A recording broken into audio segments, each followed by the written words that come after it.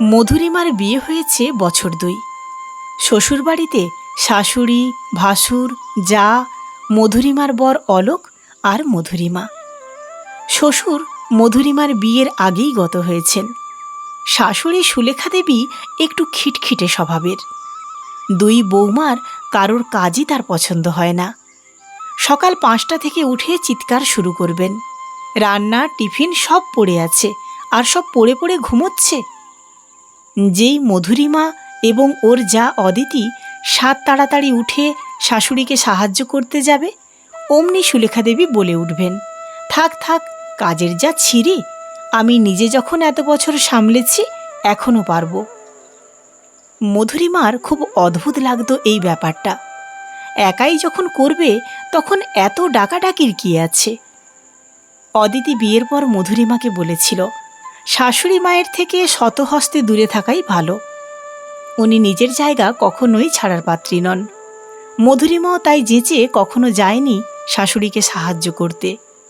আজও সংসারের সর্বময় কর্ত্রী এই সুলেখা দেবী। ২ ছেলেও মা বলতে অজ্ঞান। কিন্তু মধুরিমার এই শাশুড়ি মায়ের থেকে শতহস্ত দূরে থাকাটা বেশি দিন সহ্য হলো না। অতিমারির দাপটে করোনা হানা দিল লাহাবাড়িতে। কিন্তু অদ্ভুতভাবে শুধুমাত্র মধুরিমা এবং সুলেখা দেবী করোনায় আক্রান্ত হলেন। বাড়ির অন্য সদস্যরা রক্ষে পেল। অদিতির ৩ বছরের ছেলেটিকে নিয়ে অদিতি বাপের বাড়ি ছুটল।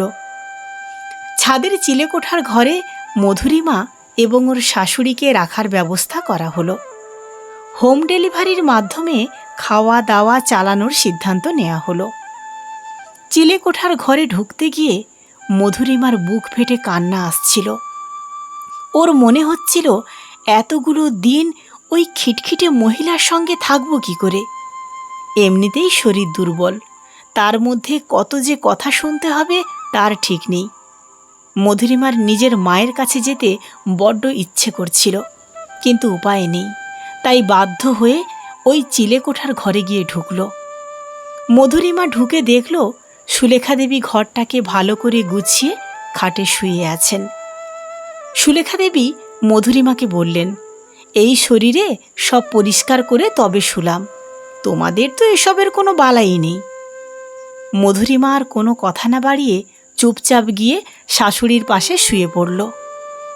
সুলেখা দেবীর তো ভোরে ওঠার অভ্যেস, তাই সাত সকালে উঠে পড়লেন। মধুরিমা ঘুম জড়ানো চোখে বলল, মা শুয়ে পড়ুন, এই কয়েকটা দিন কোনো কাজ নেই আপনার। মধুরিমার এই কথাটা শুনে সুলেখা দেবীর ঠোঁটের কোণে যেন একটা হালকা হাসি দেখা দিল। মধুরিমা ভাবল হয়তো ঘুমের চোখে ভুল দেখেছে।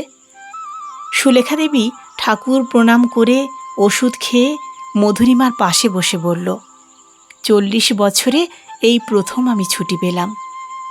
মধুরিমা বলল, আপনি এত বছরে কোথাও যাননি? সুলেখা দেবী হেসে বলল, না রে মা, কোথায় আর যাব, বিয়ের পর থেকে এই সংসার ঠেলেই চলেছি। একদিন সকালে ঘুমাচ্ছিলাম বলে শাশুড়ি কান ধরে টেনে তুলেছিল, তারপর থেকে আর বেলা করে ঘুমোইনি কখনো। মধুরিমা দাঁত মাজতে মাজতে বলল, তাই আপনি আমাদের এত সকালে উঠতে বলেন, তাই না? সুলেখা দেবী বললেন, হ্যাঁ সেটা বলি, কিন্তু যখন তুই আর অদিতি ঘুম চোখে এসে আমার সামনে দাঁড়িয়ে থাকিস, তখন তোদের দেখে বড্ড মায়া হয় যে, তোদের মুখগুলো দেখে নিজেকে মনে পড়ে যায়। তাই তখন তোদের ঝাঁঝিয়ে বলি, যা দূর হ, তোদের কাজ আমার একদম পছন্দ নয়।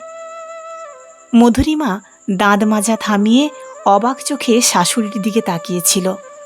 খাটে বসে সুলেখা দেবী শিশুদের মতো হাসতে হাসতে বললেন, কি কেমন জব্দ? 2 ছেলে মাকে আগেই বলে দিয়েছে, এই কয়েকটা দিন মাছ মাংস সব কিছুই খেতে হবে, কারণ এই সময় শরীরে প্রোটিনের খুব প্রয়োজন। মধুরিমা দেখত সুলেখা দেবী চিকেন স্যুপটা খুব তৃপ্তির সাথে খেতেন। একদিন মধুরিমা বলল, মা আপনি চিকেন খুব ভালোবাসেন? সুলেখা দেবী হেসে বললেন, সে আর বলতে, প্রতি রবিবার তোমার শ্বশুরমশাই আর আমি একসাথে বসে চিকেনের ঝোল দিয়ে ভাত খেতাম। মধুরিমা বলল, তাহলে বাবা চলে যাওয়ার পর কেন ছাড়লেন? কেউ তো আপনাকে জোর করেনি মা। সুলেখা দেবী মাথা নিচু করে বললেন, সাহস পাইনি রে মা।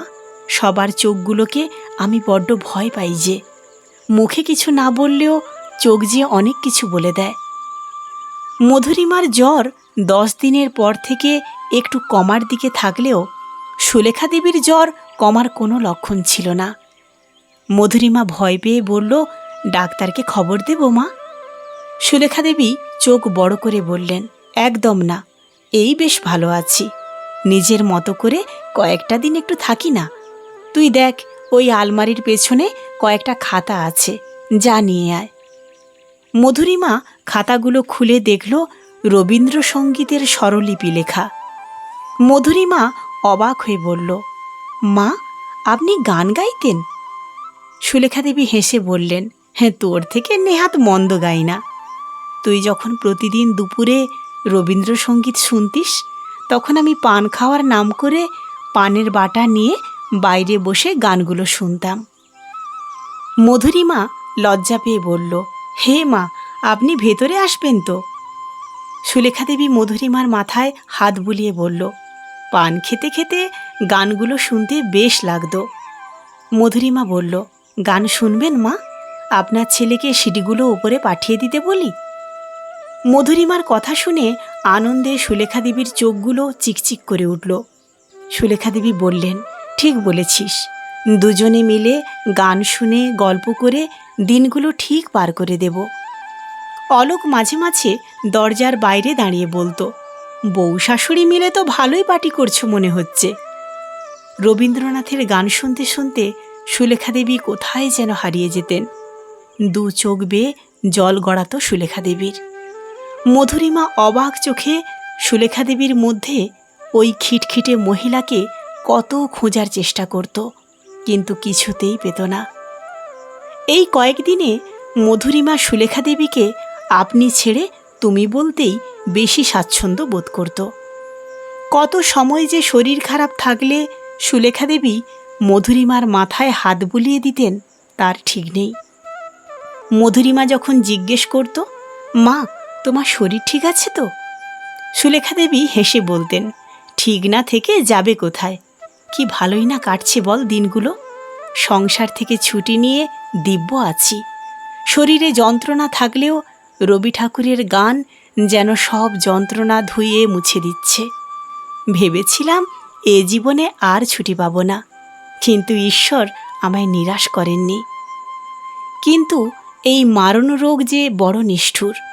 দিন 15 পর মধুরিমা সুস্থ হলেও সুলেখা দেবীর জ্বর না কমায় হাসপাতালে দিতেই হলো।